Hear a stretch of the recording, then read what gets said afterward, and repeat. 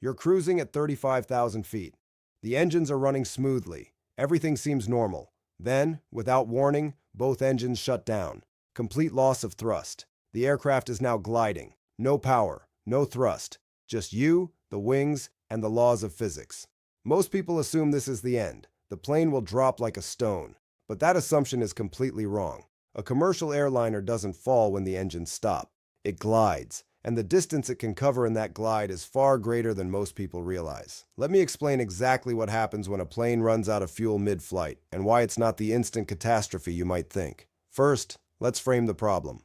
Aircraft engines don't just provide thrust. They also power electrical systems, hydraulics, and pressurization through engine-driven generators and pumps. When the engines stop, those systems are affected. But modern aircraft are designed with this exact scenario in mind. There are backup systems. There's a ram air turbine, a small turbine that deploys into the airstream and generates emergency electrical and hydraulic power. There's battery power for critical avionics. The aircraft doesn't become a dead glider. It becomes a powered glider with limited but functional systems. Now here's the scale. A typical wide-body airliner, like a Boeing 777 or Airbus A330, has a glide ratio of roughly 15.1 to 20.1. That means for every 1,000 feet of altitude, the aircraft can glide 15,000 to 20,000 feet horizontally. If the plane is at 35,000 feet when the engines stop, it can glide approximately 100 to 120 kilometers. That's 60 to 75 miles. That's not a short distance. That's enough to reach multiple airports depending on where the aircraft is when fuel exhaustion occurs. Let's destroy the biggest misconception immediately. People think a plane without engines falls straight down. It doesn't. Wings generate lift as long as air is flowing over them. When the engines stop, the aircraft doesn't stop moving forward. It maintains forward velocity due to inertia and the stored kinetic energy of its mass and speed. As it glides, it trades altitude for distance. The nose pitches down slightly to maintain airspeed, and the aircraft descends in a controlled glide. It's not falling. It's flying without thrust. Now let's break down the mechanics.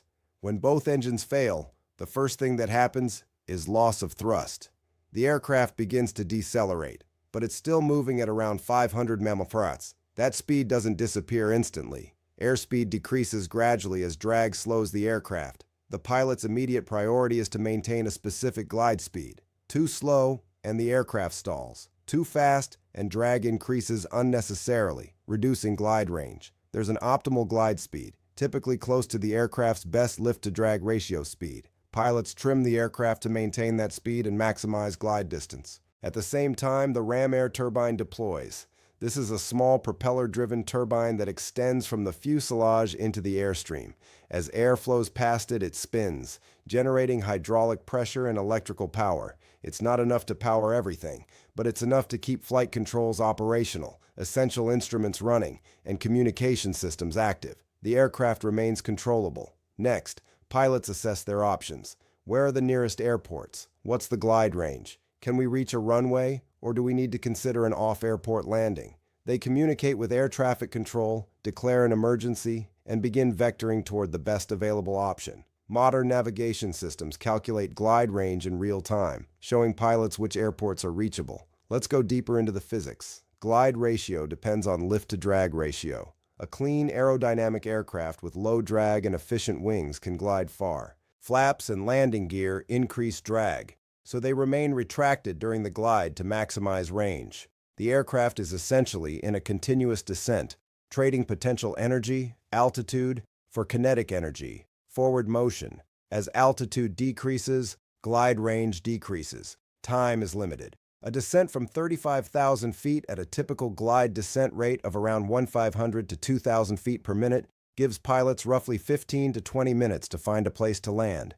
Here's the real-world application. Fuel exhaustion, while rare, has happened. One of the most famous cases is Air Canada Flight 143 in 1983, also known as the Gimli Glider. A fuel calculation error left the Boeing 767 without fuel at 41,000 feet. The pilots glided the aircraft for over 100 kilometers and successfully landed at a decommissioned airbase. No engines, no thrust, just a controlled glide. Everyone survived. Another case is Air Transat Flight 236 in 2001. A fuel leak caused both engines to fail over the Atlantic. The Airbus A330 glided for 19 minutes and 120 kilometers, landing safely in the Azores. Again, everyone survived. These aren't lucky accidents. They're proof that aircraft glide ratios are real, that pilots are trained for this scenario, and that the aircraft's inherent aerodynamic properties allow for controlled descent even without power. But these cases also highlight something critical. Success depends on altitude. If the engines fail at 5,000 feet, glide range is minimal. If they fail at 35,000 feet, you have options. Now let's talk about the edge case. What if the engines fail and there's no airport within glide range? What if you're over the ocean, over mountains, or over dense terrain? In that scenario, pilots prepare for an off-airport landing. Over water, that means ditching. The aircraft is configured for the lowest possible descent rate and the gentlest possible touchdown. Over land, pilots look for fields, highways, open terrain. It's not ideal, but it's survivable if executed correctly. U.S. Airways Flight 1549, the Hudson River landing, wasn't a fuel exhaustion event, but it demonstrated that controlled water landings are possible. There's also the question of what happens to systems when fuel runs out. Engines don't all fail simultaneously. Usually one engine fails first as it consumes the last usable fuel. The aircraft then flies asymmetrically for a short time until the second engine fails. This creates a yaw moment, pulling the aircraft toward the dead engine. Pilots use rudder to counteract that yaw and keep the aircraft flying straight. When the second engine fails, the yaw disappears, but so does all engine-driven power. That's when the ram air turbine becomes essential. Let me address another misconception. Some people think fuel gauges are so accurate that running out of fuel is impossible. Fuel exhaustion events are almost always caused by human error or mechanical failure, not gauge inaccuracy. Examples include fuel leaks that aren't detected, miscalculations during fueling, fuel transfer system failures, or poor flight planning. Modern aircraft have multiple fuel quantity sensors and low fuel warnings. Running out of fuel is rare because systems are designed to prevent it. But it can still happen, and when it does, the aircraft's glide capability is the last line of defense. Here's the engineering behind glide performance. Aircraft are designed to be aerodynamically efficient. That efficiency isn't just for fuel economy during powered flight. It's also for glide performance in an emergency. The cleaner the aircraft, the better it glides. That's why modern jets have smooth surfaces, minimal drag-inducing features, and efficient wing designs. It's not just about speed. It's about maximizing lift and minimizing drag across all flight regimes, including unpowered glide. Now, what about pilot training? Every commercial pilot is trained for dual engine failure. It's part of initial training and recurrent simulator sessions. Pilots practice the procedures, maintain glide speed, deploy the ram air turbine, identify the nearest suitable airport, communicate with ATC, configure the aircraft for landing, and execute a glide approach. The training ensures that in the rare event it happens, the response is automatic. There's also a regulatory aspect. Aviation authorities require aircraft to meet certain glide performance standards. They must be able to maintain controlled flight without engines. They must have emergency power systems. They must have procedures and checklists for total engine failure. These aren't optional features. They're certification requirements. So here's the conclusion. If a plane runs out of fuel mid-flight, it doesn't fall. It glides. The distance it can cover depends on altitude and glide ratio. But for a modern airliner at cruise altitude, it's measured in tens of kilometers, not meters. The aircraft remains controllable through backup systems. Pilots are trained for this exact scenario, and history shows that successful outcomes are possible if the crew responds correctly and if altitude provides sufficient glide range. To me, that's the beauty of aircraft design. Even in a worst-case scenario, total fuel exhaustion, the aircraft doesn't give up. It continues to fly. It gives the pilots time, distance, and options. It's not magic. It's aerodynamics. It's stored energy being converted from altitude to forward motion. And it's proof that good engineering accounts for failures, not just normal operations. Now, if you've ever wondered how pilots actually calculate fuel requirements before every flight to prevent this scenario, I've covered that in another video.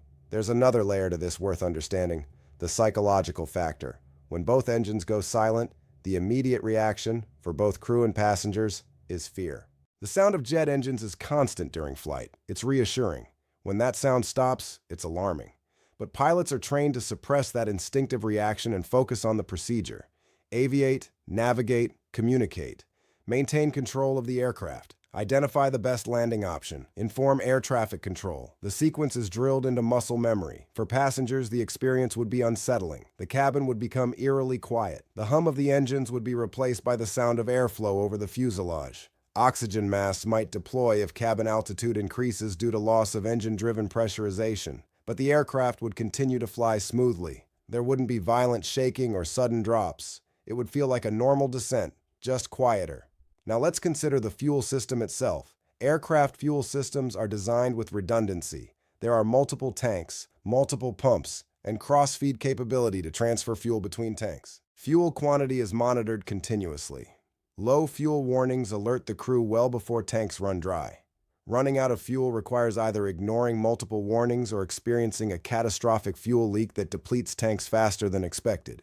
In the case of a leak, pilots would notice fuel quantity decreasing abnormally. They'd declare an emergency and divert to the nearest airport long before fuel exhaustion. But let's say a leak goes undetected, or fuel calculations were wrong, and the aircraft does run out of fuel. At that point, glide range becomes everything. Altitude is your currency. The higher you are, the farther you can go. That's why cruise altitude isn't just about efficiency, it's also about safety. At 35,000 feet, you have time and distance to respond to emergencies. At 10,000 feet, your options are limited. There's also the question of landing without engines. Approaching a runway in a glide requires precise energy management. Pilots can't add power if they're too low or too slow. They get one chance. The approach must be planned perfectly. Glide path, speed, and configuration must all be calculated to ensure the aircraft reaches the runway with enough energy to flare and land, but not so much energy that it overshoots. It's challenging, but it's doable. The Gimli Glider and Air Transat 236 proved it. Finally, consider the aftermath. If an aircraft lands successfully after fuel exhaustion, it's grounded immediately. Investigators examine why it happened. Was it human error, mechanical failure, fuel contamination? Every fuel exhaustion event is studied to prevent recurrence. The aircraft itself is inspected for damage. Even a successful glide landing subjects the structure to unusual loads. Everything is checked before the aircraft returns to service. So the next time you're on a flight and you think about worst-case scenarios, remember this. Even if both engines fail, even if all fuel is gone, the aircraft doesn't become a falling object. It becomes a glider. And gliders, when flown correctly, can travel impressive distances and land safely. It's not the ideal situation, but it's survivable. And that's exactly the kind of design philosophy that makes aviation as safe as it is.